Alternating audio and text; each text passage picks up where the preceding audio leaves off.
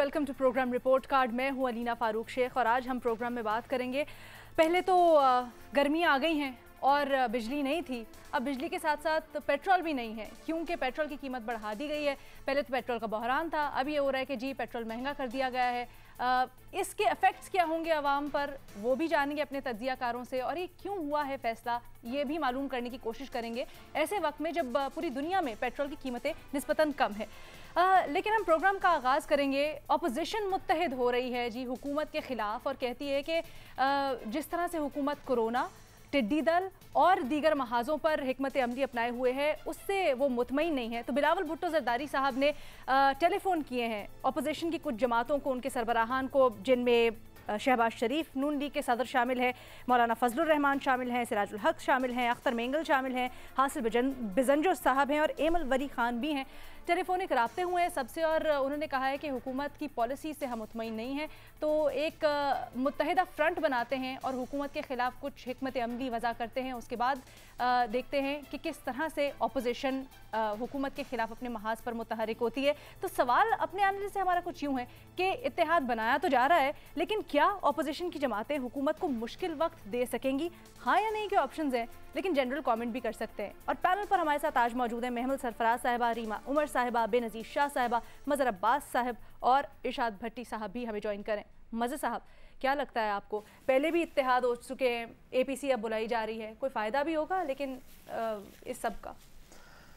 देखिए, फौरी तौर पे तो कोई बड़ा चैलेंज नहीं है गवर्नमेंट के लिए, और अपोजिशन का भी अभी इत्तेहाद जो है वो देखना है कि किस हद तक मुत्तहिद हो पाते हैं, क्योंकि सिर्फ 5-10 जमातों का एक साथ बैठना काफ़ी नहीं होता। आपके पास ऑल्टरनेट क्या है, आपके पास ऑल्टरनेट प्रोग्राम क्या है? ज़ाहिर है आप दोनों बड़ी जमातें जो हैं उनके साथ अपना एक्सेस बैगेज भी है, उनकी पास परफॉर्मेंस भी है, तो वो जब गवर्नमेंट के हवाले से जो भी गवर्नमेंट की फ्लॉज हैं जो बहुत वाज़े तौर पे हैं, और ये मेरा ख्याल है पेट्रोल प्राइसेस जो है का ऊपर जाना, ये तो बहुत ही ख़तरनाक सूरत हाल है उसमें। और इसके अलावा भी जो चीज़ें हैं, तो जो अपोजिशन है वो क्या अल्टरनेट लोगों को देगी? फिर इनका टेस्ट क्या होता है? देखिए, अपोजिशन एक बड़े टेस्ट में चंद माह पहले बड़ी बुरी तरह नाकाम हुई, जहां उनकी मेजॉरिटी थी और उसके बावजूद भी वो चेयरमैन सेनेट के ख़िलाफ़ वोट ऑफ नो कॉन्फिडेंस नहीं ले पाए। क्या वो अब कुछ इस तरह का कर पाएंगे? क्या वो पंजाब असेंबली में कोई इस किस्म की चीज़ एक्टिविटी कर पाएंगे? सबसे बड़ी बात यह कि क्या मुस्लिम लीग नून और पाकिस्तान पीपल्स पार्टी वाकई मुत्तहिद होना चाहते हैं या अपना अपना गेम खेलना चाहते हैं? तो अपोजिशन के अंदर जो लैक ऑफ ट्रस्ट और लैक ऑफ कॉन्फिडेंस है। फिर ये कि जो हुकूमती इत्तेहादी हैं, मुझे नहीं लगता कि अख्तर मेंगल साहब फौरी तौर पे जो है वो हुकूमत छोड़ के अपोजिशन का साथ देने वाले हैं। उन्होंने हुकूमत का साथ छोड़ दिया, लेकिन अभी अपोजिशन बेंचेस पर नहीं गए हैं। लेकिन गवर्नमेंट के फ्रंट पे भी चीज़ें बहुत कंफर्टेबल नहीं हैं। ये सारी चीज़ें जो हो रही हैं, वज़ीर आज़म का जो मुख्तलिफ वफूद जो है अपने इत्तेहादियों के पास भेजना, कल सुना है कि इत्तेहादियों के ऑनर में वो कोई डिनर विनर भी कर रहे हैं। तो गवर्नमेंट के लेवल पर भी नर्वसनेस तो नज़र आ रही है। एक इत्तला ये भी है कि कोई 24 MNAs PTI के ऐसे हैं जो अंडर सर्विलेंस हैं, जिनकी सर्विलेंस की जा रही है। कुछ इस तरह के इशारे भी हैं कि जहांगीर खान तरीन लंदन में बैठ के अपना खेल खेल रहे हैं। अच्छा। उसमें तो ये सारी चीज़ें अपनी जगह हैं, लेकिन अपोजिशन जो है, अपोजिशन को दिखाना पड़ेगा कि अगर वो जिन चीज़ों को गवर्नमेंट को क्रिटिसाइज़ कर रहे हैं उनके पास उसका जवाब क्या है। और क्योंकि ज़ाहिर है उनसे सवाल जब किए जाते हैं तो उनके माजी को सामने रख के किए जाते हैं, तो एक पावर गेम, पावर पॉलिटिक्स और एक पॉलिटिकल टसल तो शुरू हो गई है। लेकिन फौरी तौर पे गवर्नमेंट को, मुझे कोई नहीं लगता कि गवर्नमेंट को कोई बहुत बड़ा चैलेंज का सामना है इस वक्त। ठीक है महमल, जो मजबूती और पुख्तगी चाहिए अपोजिशन को, वो नज़र आ रही है आपको इस वक्त? अगर कोई इत्तेहाद होता है हुकूमत के ख़िलाफ़ तो, और हिकमत अमली क्या स्टांस लेके चलेंगे आगे? रीना, आपका जो सवाल है कि क्या अपोजिशन जो है हुकूमत को वो मुश्किल वक्त दे सकेगी, मैं बिल्कुल उसमें कहूँगी कि हाँ जी बिल्कुल दे सकेगी। मज़हर साहब ने जिस तरह बात की, देखिए असल में अपोजिशन का जो मकसद है इस वक्त वो हुकूमत गिराना नहीं, कोई ऑल्टरनेट ऑप्शन देना नहीं है। उनका मकसद इस वक्त है हुकूमत को एक्सपोज करना। आप पिछले एक हफ्ते की हेडलाइंस उठा के देखें, आप अगर इंटरनेशनल मीडिया में उठा के देखेंगे, आप पाकिस्तान गूगल करें तो उसमें उसामा बिन लादेन वाला आएगा, या उसमें PIA के पायलट्स की जो फेक या बाद में जो मिशन डिक्रीज कर दिया गया वो वाली आपको हेडलाइन नजर आएगी। अगर आप पाकिस्तानी मीडिया को उठा के देखें तो उसके अंदर पिछले एक हफ्ते की हेडलाइन में फवाद चौधरी साहब का इंटरव्यू होगा, जिसके अंदर उन्होंने टीम के बारे में बात की कि हम इम्प्लीमेंट नहीं कर पा रहे विजन, या उसके अंदर कोरोना के ऊपर गवर्नमेंट की मिसहैंडलिंग हो गई, या मईशत की हो गई। आज अगर आप उठा ले तो आपका अगला सवाल भी है पेट्रोल प्राइसेस के ऊपर है। फिर आप ये टिड्डी दल जो है वो एक इनएविटेबल सी क्राइसिस नजर आ रही है। तो आप मुझे बताएं, हुकूमत को गिराने की तो जरूरत है नहीं, हुकूमत तो खुद ही इतनी मुश्किलात में दरपेश है कि उसको ऑपोजिशन ने क्या ही कोई और उसके लिए मुश्किल क्रिएट करती है। वो सिर्फ और सिर्फ ऑपोजिशन एक्सपोज कर रही है। और इस वक्त अगर वो बाकी उनके एलआई से भी बात करे, अगर वो BNP मीगल से भी बात करे या बाकियों से भी, उसकी वजह है कि 18वीं तरमीम और NFC अवार्ड के ऊपर हुकूमत ने जो एक डिबेट थोड़ी सी स्टार्ट की, उसके ऊपर ऑपोजिशन जो है सबको अपने साथ लेकर चलेगी, उनको they'll take them into confidence, और फिर वो उनसे इसके ऊपर बात करेंगे, क्योंकि सारे छोटे सूबों के रिजर्वेशन भी 18वीं तरमीम और NFC अवार्ड से रिलेटेड भी हैं। तो ये मेरे तो ख्याल में ऑपोजिशन इस वक्त बहुत अच्छी गेम कर रही है, बहुत अच्छी वो इस पोजीशन के अंदर है। आप उनकी तकरीरें उठा के देख लें, नेशनल असेंबली की तकरीरें, पार्लियामेंट में उठा के देख लें, आप वैसे उनकी बाहर की प्रेस कॉन्फ्रेंसेस देख लें, तो मेरे ख्याल में ऑपोजिशन बिल्कुल ठीक राह पे चल रही है। देयर एजेंडा है कि हुकूमत को हमने एक्सपोज करना है, हुकूमत की नाअहली को एक्सपोज करना है, उनकी परफॉर्मेंस को जो वो नहीं कर पा रहे हैं वो एक्सपोज करना है, और वो ऑपोजिशन बिल्कुल उसमें कामयाब हो भी रही है। ठीक है भट्टी साहब, कुछ महीने पहले हमने देखा मुजाहिरा फजलुर रहमान की तरफ से और सारी पार्टीज उनके साथ मिली, एक शो किया गया इस्लामाबाद में, लेकिन सबकी अलग राय हो सकती है, लेकिन उसके कुछ ज़्यादा असरात नज़र नहीं आए हमें हुकूमत की कुछ डैमेज करते हुए रेपुटेशन। आपका क्या ख्याल है? देखिए मैडम शेख, पहले भी मैं सुना चुका और बता चुका, लेकिन आज दिल फिर कर रहा है कि फिर बताऊं और सुनाऊं। अबरारुल हक का एक गाना है पतलो जई पतलो, और ये है कि पतलियां पतलियां बावासू उस तरह वांग निगावासू, डाइट खजूरां ते डाइट पकौड़े मंगदी है, चलदी फिरदी 302। तो जो हुकूमत है इसका आखिरी लफ्ज़ देखिएगा, चलदी, आखिरी फ़िक्रा, चलदी फिरदी 302। हुकूमत चलदी फिरदी 302, मईशत चलदी फिरदी 302, कोरोना चलदी फिरदी 302, टड्डी दल चलदी फिरदी 302, अवाम चलदी फिरदी 302, और अपोजिशन चलदी फिरदी 302। मरी मुक्की पई अपोजिशन, बातों की धनी, तकरीरों के कागजी शेर, भाषणों के घंटा घर, बेअमली के कुतुब मीनार, लफ्ज़ों के ताजमहल, समझौतों, केसों, अनोखे रिलीफ़ों, करप्शन हड़प्शन की दलदलों में फंसी अपोजिशन। 22 माह की मैडम शेख इनकी कारकर्दगी देख लें। असम्बलियों में नहीं ना बैठें, जाली मैंडेट है, मुस्ताफ़ी हो जाएं, रिज़ल्ट क्या निकला 0। पहला जलसा इलेक्शन कमीशन के सामने, रिज़ल्ट क्या निकला 0। सारे कोई रहनुमा पहुँचे नहीं। सदारती इंतखाबात इकट्ठे ना हुए, रिज़ल्ट 0। Chairman senate, result 0। एक दूसरे को चीट किया, रिज़ल्ट 0। APC बनी, रहबर कमेटियाँ बनी, 20 इजलास हुए, नतीजा 0। मौलाना कोशिशें कभी नवाज शरीफ साहब के पास, कभी जरदारी साहब के पास, कभी बिलावल साहब के पास, कभी मरियम नवाज साहबा के पास, कभी रायविंड तो कभी बिलावल हाउस। थक गए मौलाना साहब इधर उधर जा जाकर, नतीजा 0। मौलाना साहब का धरना बिलावल सी ऑफ ना कर सके, लेकिन बिलावल भुट्टो साहब लीड कर रहे हैं सारा का सारा। और बिलावल भुट्टो साहब जिस तरह से कौमी असम्बली में उनकी तकारीर देखे तो बड़े जोशीले लगते हैं, और लगता है कि ही मीन्स बिजनेस। आपने बड़ा खूबसूरती से रुख बिलावल की तरफ मोड़ा है, लेकिन मेरा आज बिलावल साहब पे गुफ्तगू करने का कोई मूड नहीं है। अच्छा, आप मौलाना साहब का धरना हुआ, क्या होगा? बिलावल साहब सी ऑफ ना कर सके, शरीफ लाहौर में रिसीव ना कर सके, धरने से दोनों जमातों ने फ़ायदा उठाया है ये, और धरने को बेचा है ये मौलाना साहब के ज़राए कहते हैं, नतीजा 0। अब आ जाएं, नवाज शरीफ साहब खामोश हैं, मरियम साहबा खामोश हैं, जरदारी साहब सुकून और शांति में हैं, शहबाज शरीफ साहब मफाहमती मिशन पर हैं। लिहाजा इस बार APC से PP नून लीग केसों को तो कुछ फ़ायदा हो सकता है, कोई पतली गली, कोई चोर दरवाज़ा, कोई रिलीफ और मिल सकता है। मगर हुकूमत को APC, जिसको हसन निसार साहब कहते हैं, ऑल पार्टीज़ कॉन्फ्रेंस, ऑल पापीज़ कॉन्फ्रेंस, कोई ख़तरा नहीं है। हुकूमत मुश्किल में डाल सकती है और डाल रही है, मगर अपोजिशन में इतनी ताकत नहीं है कि हुकूमत को किसी मुश्किल में डाल सके। ठीक है रीमा, लेकिन नून लीग ने, ख्वाजा आसिफ और शाहिद खाकान अब्बासी ने वज़ीर आज़म के इस्तीफ़े का मुतालबा कर दिया। बहुत अरसे से कर रहे हैं, लेकिन मेरे ख्याल है जो महमल ने बात की है मैं उससे एग्री करूंगी कि जब आप टफ टाइम की बात करते हैं तो आपका मतलब क्या है। अगर टफ टाइम से आपका मतलब है कि हुकूमत चली जाएगी तो उसमें तो बहुत और फैक्टर्स हैं जिनकी हम बात नहीं कर सकते, और वो ऑपोजिशन के कंट्रोल में ऐसा सच है भी नहीं, तो शायद ऑपोजिशन वो वाला टफ टाइम अभी ना दे सके। लेकिन अगर टफ टाइम से आप एम्बैरेसमेंट की बात कर रही हैं, एक्सपोज करने की बात कर रही हैं, उनको अपने पुराने प्रोमिसेस, अपने दावे याद दिलाने की बात कर रही हैं, तो वो तो ऑपोजिशन बहुत अच्छी तरह कर रही है और आगे भी करेगी।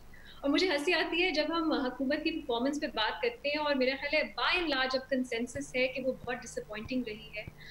तो कुछ लोग हैं हमारे एनालिस्ट जो हमें हमेशा याद दिलाते हैं कि नून लीग की गवर्नमेंट कैसी थी, पीपल्स पार्टी की गवर्नमेंट कैसी थी, कितनी करप्ट थी, वो अभी हमें रूल नहीं कर रहे। उनकी जो भी पास्ट परफॉर्मेंस है वो साइड पे अभी रखते हैं। हम हुकूमत की तनकीद कर सकते हैं उन पार्टीज की तनकीद किए बगैर। तो ये मुझे थोड़ा सा अजीब लगता है कि बार बार डिस्क्लेमर्स होते हैं, हाँ हुकूमत ऐसी है लेकिन उनको भी याद करें। तो मेरा ख्याल है ये अननेसेसरी बात है। हुकूमत की तनकीद हुकूमत के अपने मिनिस्टर्स कर रहे हैं, हुकूमत की तनकीद जो है वो नेशनल इंटरनेशनल मीडिया कर रहा है, हुकूमत की तनकीद जो है वो मेरा नहीं ख्याल कुछ जो उनके क्लोज इमरान खान साहब और उनके जो कुछ क्लोज लोग हैं उनके अलावा हर कोई कर रहा है। तो बिल्कुल मुश्किल नहीं है उन्हें टफ टाइम देना, और मेरा ख्याल है ऑपोजिशन देगी, उन्हें देना भी चाहिए। लेकिन मेरा ख्याल है इस पे फोकस करें, और हम मेरा बाकी जो पास्ट उनकी परफॉर्मेंसेस हैं वो थोड़ी सी डाइग्रेशन लगती है मुझे। ठीक है बेनज़ीर, अगर ऑपोजिशन मुत्तहिद हो जाती है और हुकूमत के खिलाफ महाज खोल लेती है तो मकसद क्या हो सकता है उनका? क्योंकि एक तरफ तो ये भी कह चुके हैं ऑपोजिशन कि हम इनको कुछ कहेंगे नहीं, ये खुद ही अपनी मौत मर जाएंगे अपनी कारकर्दगी से।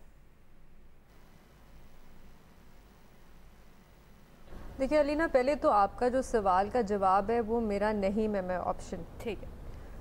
दूसरी बात ये है कि अभी तक इस ऑपोजिशन ने इस कमज़ोर हुकूमत को कौन सा कोई इतना टफ़ टाइम दिया है जो अब दे देगी।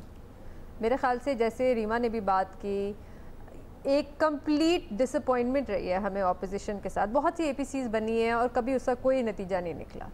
लेकिन मैं जैसे आपसे शो से पहले भी कह रही थी कि आज चाहे आप मुझसे कोई भी सवाल पूछ लें, मैं जवाब सिर्फ कोरोना वायरस के बारे में बात करूंगी, क्योंकि ये मेजर इशू है हमारे मुल्क में अभी, और अभी कोई इशू इतना बड़ा नहीं है। क्योंकि पिछले 3-4 दिन से, बल्कि एक हफ्ते से हमें बार बार ये बताया जा रहा है, बड़ी हेडलाइंस चल रही है कि केसेस में कमी आई है।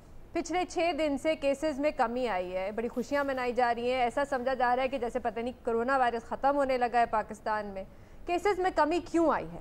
केसेस में कमी इसलिए आई है क्योंकि टेस्टिंग में कमी आई है, और ये बहुत ज़रूरी है लोगों को बताना कि हमारी टेस्टिंग पिछले 6 दिन से बाकायदगी से कम होती जा रही है। सबसे ज़्यादा हमने टेस्टिंग कब की थी? 19 जून को 31,000 टेस्ट किए थे हमने एक दिन में। उसके बाद रोज़ टेस्टिंग कम हो रही है।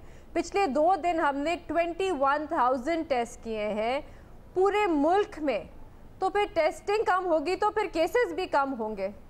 अच्छा, पंजाब में मैंने ये पूछा कि टेस्टिंग क्यों कम हो रही है। पंजाब के जो हेल्थ सेक्रेटरी हैं नबील अवान साहब, मैंने उनसे ये पूछा कि पंजाब में, और ये सिर्फ एक सूबे में नहीं, ये पूरे मुल्क में टेस्टिंग कम हो रही है, सिंध में भी पंजाब में भी। मैंने जब पंजाब में उनसे पूछा तो सेक्रेटरी हेल्थ ने मुझे कहा कि टेस्टिंग हमारी इसलिए कम हो रही है क्योंकि अब जो बाहर से मुसाफिर आ रहे हैं, जो पैसेंजर्स आ रहे हैं, हम उनको टेस्ट नहीं कर रहे। इसलिए क्योंकि वफाक का ये फैसला है कि जो अब पैसेंजर आए आप उनको घर जाने दें। तो वो कहते हैं हम क्यों अपने टेस्ट ज़ाया करें, हम उनको टेस्ट करके फिर क्या करें, उन्होंने तो वैसे ही घर चले जाना है। दूसरा वो बात उन्होंने ये कही कि दूसरी वजह ये है टेस्टिंग कम होने की कि जिन कॉन्टैक्ट्स, जब एक केस पॉजिटिव आता है तो उसका जब कॉन्टैक्ट आप ढूंढते हो, तो जब उस कॉन्टैक्ट को हम टेस्ट करने जाते हैं तो वो घबरा जाते हैं। अभी भी लोग घबराते हैं टेस्टिंग करने से, तो वो घबरा के या तो भाग जाते हैं या गायब हो जाते हैं और टेस्ट नहीं करवाना चाहते। इसकी वजह से भी टेस्टिंग में कमी आई है। लेकिन मैं आपको एक छोटी सी मिसाल दूंगी सिर्फ समझाने के लिए कि कॉन्टैक्ट ट्रेसिंग अभी हमारे टेस्ट, ट्रेस एंड क्वारंटीन। बिल्कुल, बल्कि डॉक्टर जफर मिर्जा साहब तो हमें कहते हैं कि रोबस्ट कॉन्ट्रैक्ट ट्रेसिंग है हमारे मुल्क में, रोबस्ट। मैं आपको रोबस्ट कॉन्ट्रैक्ट ट्रेसिंग का बताती हूँ। एक शख्स है, और ये मैंने खुद अपने आंखों से केस देखा है, एक शख्स है, उसका टेस्ट पॉजिटिव आया, उसका जो कॉन्टैक्ट है वो उसने गवर्नमेंट की हेल्पलाइन पे फ़ोन किया कि मैंने टेस्ट कराना है क्योंकि मेरा कॉन्टैक्ट था एक पॉजिटिव केस के साथ। उन्होंने कहा हम आपका टेस्ट नहीं करेंगे, आपको सिम्टम्स नहीं है। लाहौर में एक्सपो सेंटर में गया, उसने कहा मेरा टेस्ट करें, उन्होंने कहा आपका टेस्ट नहीं करेंगे, आपके सिम्टम्स नहीं है। बाद में उसने एक प्राइवेट लैब से टेस्ट कराया और उसका टेस्ट पॉजिटिव आया। तो आप मुझे बताएं, अभी भी हम सिम्टम्स के बेसिस पे टेस्टिंग कर रहे हैं। कॉन्ट्रैक्ट ट्रेसिंग तो हमारी पता नहीं कब की खत्म ही हो गई है। Very true. एक काम करते हैं, पीर को इसके ऊपर पूरा सवाल रखते हैं, आराम से डिस्कशन करते हैं, बहुत ही इंपॉर्टेंट सवाल है। लेकिन एक छोटी सी हमें ब्रेक लेनी है, ब्रेक के बाद आएंगे और पेट्रोलियम मसनूआत की कीमतों में इजाफा और वज़ीर आज़म का उसके ऊपर एहतजाज, मामला क्या है, एक ब्रेक के बाद डिस्कस करेंगे। बात करेंगे अवाम पे गिरने वाले पेट्रोल बम की। अमूमन ये होता है कि प्रोसेस महीने के एंड पे एक शक्ल इख्तियार करता है और एक समरी ओगरा की तरफ से भेजी जाती है हुकूमत को, जिसके ऊपर फैसला करते हुए और फिर वज़ीर आज़म का अप्रूवल लेके यकुम जो भी महीने की होती है, मतलब पहली तारीख, उसको अनाउंस किया जाता है कि नई पेट्रोलियम मसनूआत की प्राइस क्या होगी। लेकिन इस दफ़ा बिल्कुल बरअक्स देखा गया, 26 तारीख को ही ये फैसला हो गया कि पेट्रोलियम मसनूआत की कीमतें बढ़ा दी जाएंगी। अब जब ये फैसला सामने आया है तो इसके ऊपर नेचुरली अपोजिशन ने बड़े तनकीद का निशाना बनाया है हुकूमत को। शहबाज शरीफ, बिलावल भुट्टो जरदारी दोनों ने बयानात दिए हैं और ख़ासकर वज़ीर आज़म इमरान खान को उनके माजी के बयानात याद दिलाए जब वो अपोजिशन में थे और वो कहा करते थे कि अगर पेट्रोलियम मसनूआत में इस तरह से इजाफा होता है तो वो हुकूमत की नाअहली होती है। इस पर भी बात करेंगे, लेकिन पहले ये मेंशन करें कि हुकूमत ने इसको कैसे जस्टिफाई किया है। वफाकी वज़ीर उमर अयूब ने ट्विटर पर एक बयान जारी किया और उन्होंने कहा कि पेट्रोल की कीमतों में इजाफा एक मजबूरी है। शहबाज गिल साहब ने भी बड़ी एक लंबी सी ट्वीट की और उसमें बताया कि खित्ते के दीगर ममालिक वहाँ पर क्या पेट्रोलियम मसनूआत की कीमतें हैं और डॉलर की क्या कीमत है और उसके मुकाबले में पाकिस्तान में सबसे सस्ता पेट्रोल दिया जा रहा है। अब तमाम तर सूरत हाल पर हमारा अपने एनालिस्ट से सवाल कुछ यूँ है कि एक तरफ अपोजिशन की तनकीद और वज़ीर आज़म को उनके पुराने बयानात याद दिलवाना और दूसरी जानिब हुकूमती वजाहतें, किसका बयान ज़्यादा दुरुस्त है, किसका मौक़िफ़ उनको तगड़ा लगता है।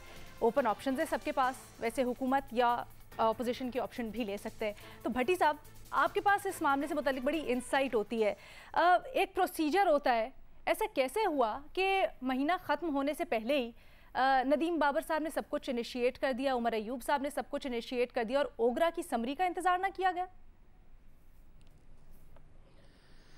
मैडम शेख, 1 जनवरी 2018 का इमरान खान के ट्वीट को छोड़ दें जिसमें वो फरमा रहे थे कि ये क्या पेट्रोल पंप बम गिरा दिया साल शुरू होते में।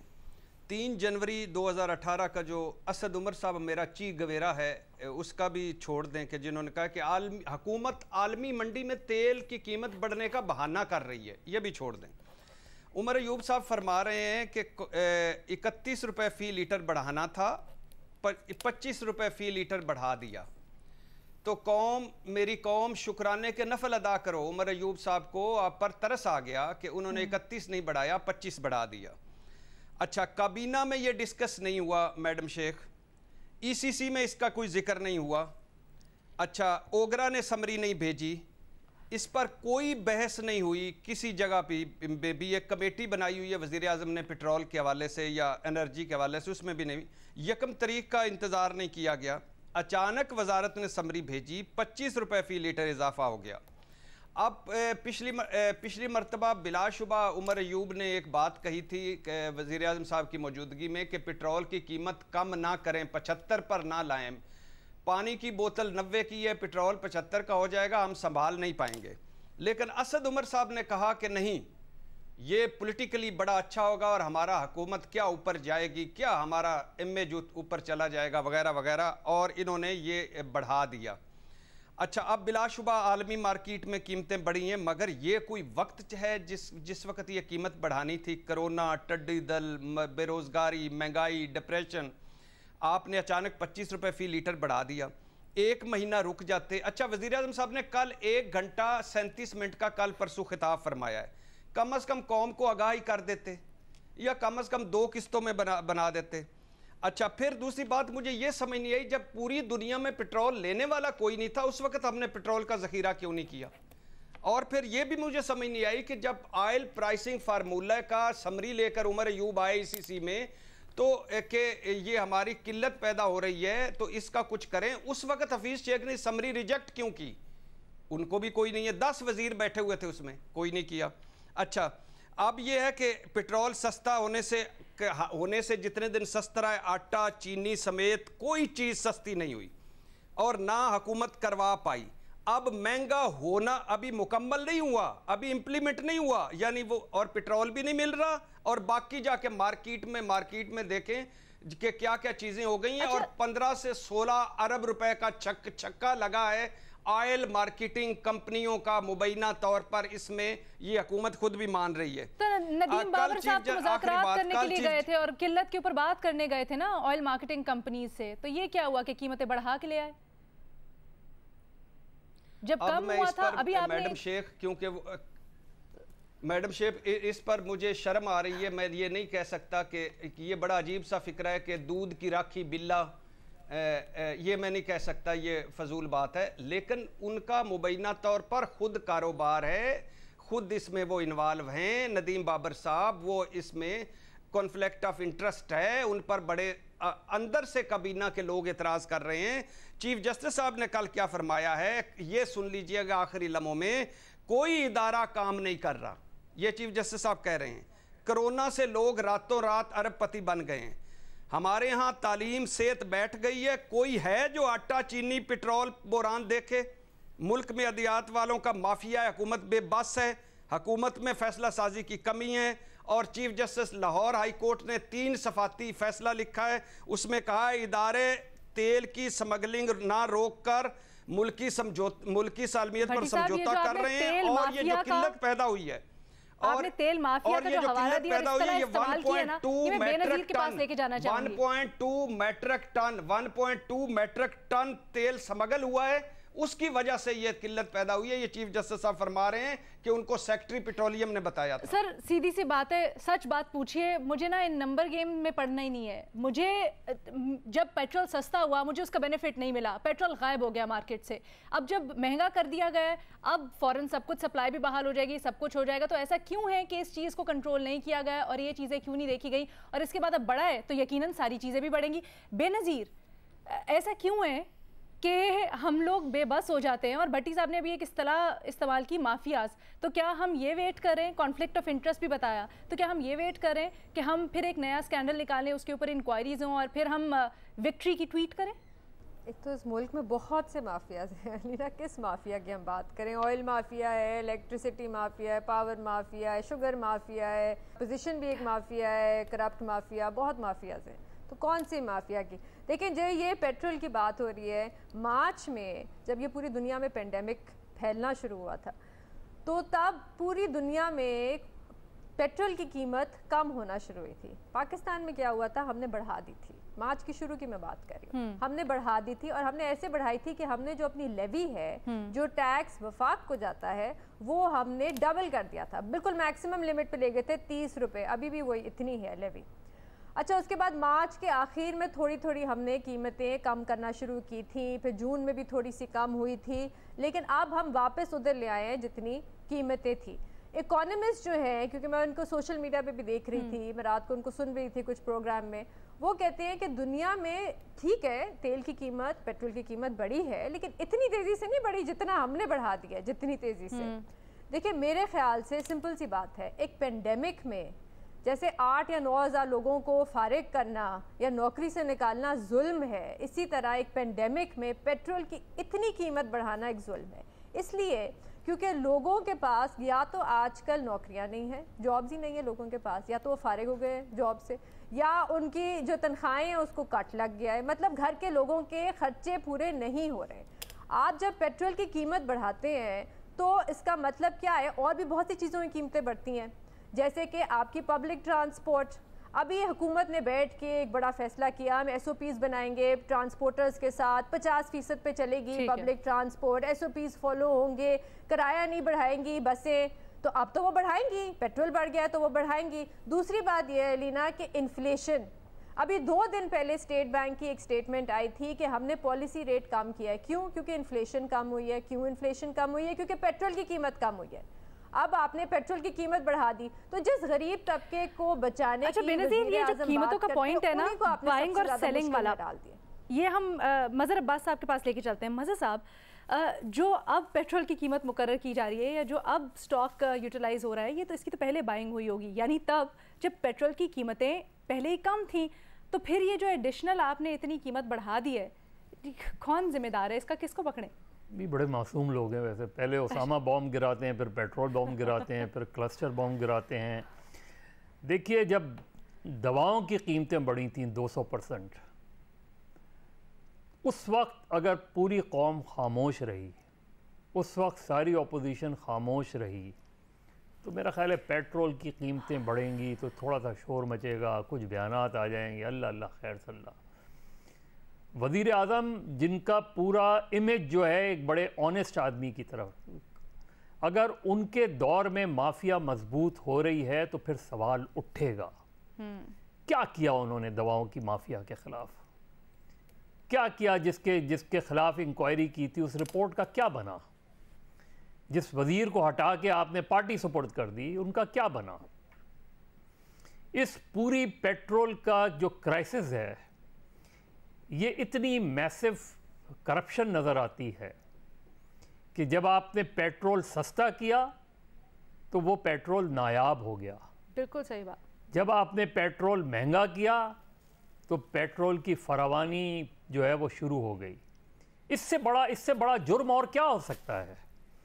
और आपने तो कहा था, आपके तो हिदायत आई थी कि इनको गिरफ्तार करो, इनके खिलाफ कार्रवाई करो, और पैकेज आप क्या आवाम को दे रहे हैं? 25 रुपए बढ़ा के।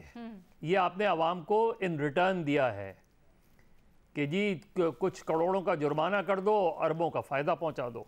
सर, वो जो जुर्माना भी किया गया था ना पेश होने पे 6 करोड़, ये मैं मतलब उनके लिए, ऑयल कंपनीज के लिए क्या है? तो आप मुझे बताएं, जो हमें सुहाने ख्वाब दिखाते रहते हैं रोज़ाना, जो है शहबाज गिल साहब अच्छी शर्ट्स पहन के जो है तनकीद करते रहते हैं, वो तंज करते रहते हैं, आप ये तो बताएं कि ये जो सिचुएशंस है, चाहे वो दवाओं का मसला हो, चाहे शुगर की जी रिपोर्ट आ गई पब्लिक, अब भाई शुगर कितने की मिल रही है आज, ये तो बताएं। अवाम को क्या रिलीफ दे रहे हैं आप? दवाओं में क्या रिलीफ दिया? पेट्रोल में क्या रिलीफ दिया आपने? चीनी पे क्या रिलीफ दिया आपने लोगों को? उसमें बस यही रटते रहेंगे कि जी पिछली हुकूमत ने ये किया, पिछली हुकूमत ने ये किया, उठाएं, पकड़ें, सजाएं दें, लेकिन अपने 2 साल का तो हिसाब दें। आप कह रहे हैं आपकी परफॉर्मेंस बड़ी अच्छी रही है, ये अच्छी परफॉर्मेंस है कि 200% कभी दवा बढ़ती है, कभी चीनी जो है वो बढ़ जाती है और गायब हो जाती है, कभी पेट्रोल बढ़ता है और अरबों रुपए की करप्शन हो जाती है। तो अगर आपके दौर में ये सब कुछ हो रहा है तो माफ़ कीजिएगा, ये माफिया के आदमी आपने सरेंडर नहीं किया, माफिया के हाथ में आपने हुकूमत दे दी है।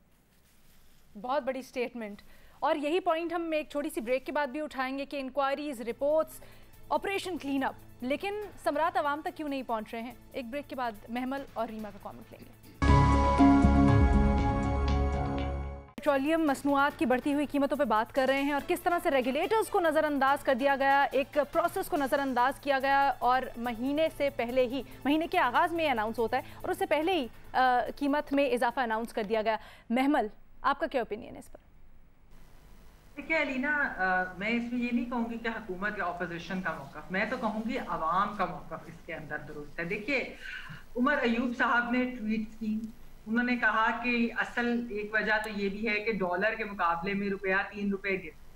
अच्छा, अगर रुपया 3 रुपए गिरा है तो वो किसी और की हुकूमत में तो नहीं गिरा, वो पीपल्स पार्टी की हुकूमत तो नहीं है इस वक्त, या नून लीग की हुकूमत तो नहीं, आपकी हुकूमत है, आपकी मुआशी पॉलिसीज हैं, जिसकी वजह से अगर रुपया भी 2 से 3 कीमत में गिरा है तो वो आपकी वजह से पेट्रोल प्राइसेस भी आपने बढ़ाई। बहस ये है अलीना इसके अंदर कि आप खुद कहते थे कि पेट्रोल के ऊपर अवाम से हुकूमत को टैक्स नहीं लेना चाहिए। इस तरह बेनजीर ने भी अभी एक्सप्लेन किया कि पेट्रोलियम डेवलपमेंट लेवी होती है जिसकी अपर लिमिट 30 रुपए। 30 और ये मुस्लिम लीग नून के दौर में उन्होंने 30 बिल्कुल रखी थी कि इससे ऊपर आप नहीं जा सकते।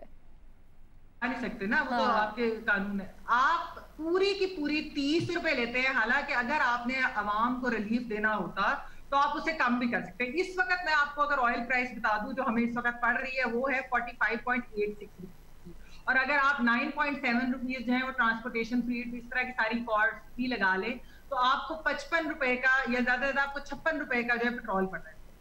44.55 रुपीज इस वक्त आप टैक्सेस की मद में ले रहे हैं। तो असद उमर साहब की मैं एक ट्वीट जो उन्होंने 2018 में की थी, मैं जरा उनको सिर्फ ये याद करा दूं। उन्होंने कहा हुकूमत आलमी मंडी में तेल की कीमत बढ़ाने का बहाना कर रही है, और उन्होंने ये कहा कि अवाम को ये नहीं बता रही कि पेट्रोल पर फी लीटर 21 रुपया टैक्स वसूल करेगी। मैं कहती हूँ हुकूमत 21 रुपया टैक्स वसूल कर दे।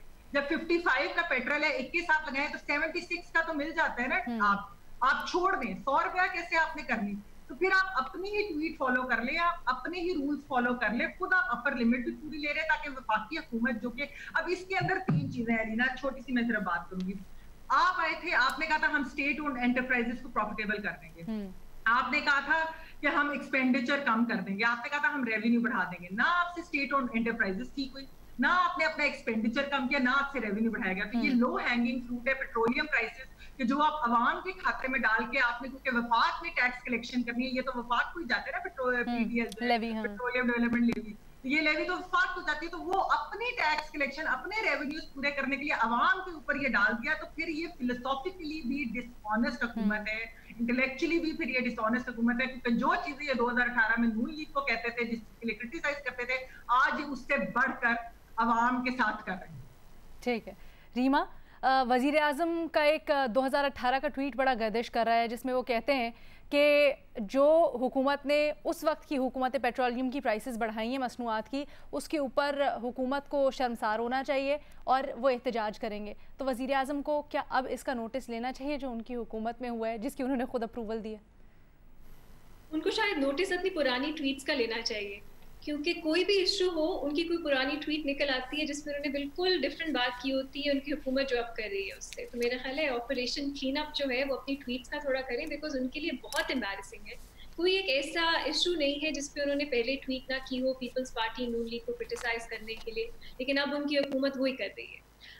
ये जो इशू है पेट्रोलियम का, ये बहुत कॉम्प्लिकेटेड है और मैं इसमें ज़्यादा समझ नहीं रखती, ऑनेस्टली कहूँगी, तो मैं ज़्यादा बात नहीं कर सकती। लेकिन ये सिर्फ कहूँगी कि हुकूमत का जो रोल है इसमें ये बहुत कॉम्प्लिकेटेड है।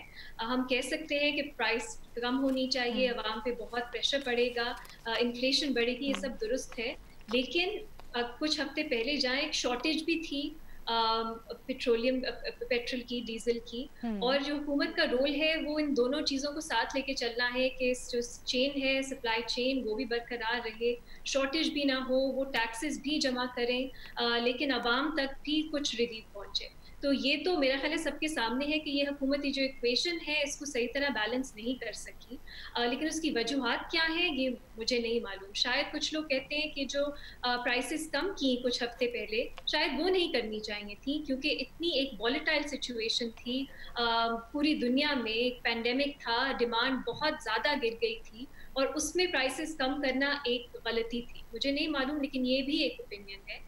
लेकिन मेरा ख्याल है ये तो सेफली कहा जा सकता है कि एक ही वक्त में इतनी ज़्यादा कीमत बढ़ाना ये भी एक बहुत बड़ी गलती है।